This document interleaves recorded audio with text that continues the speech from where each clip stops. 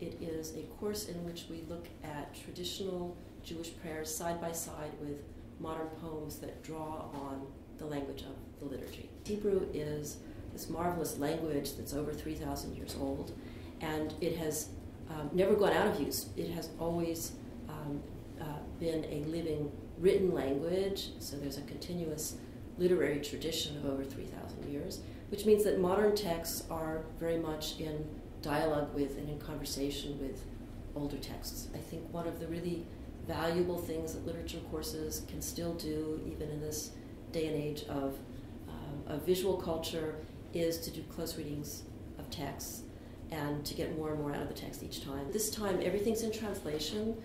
There's no requirement to have any knowledge of Hebrew or any knowledge of Jewish tradition.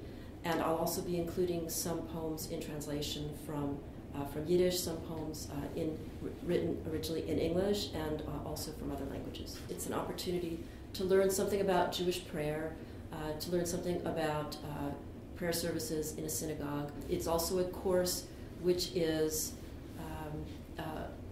I hope, of interest to students who love poetry, and particularly to students who don't love poetry or think that they don't like prayer. It's a chance to have an open mind and to come see some of the interesting dimensions.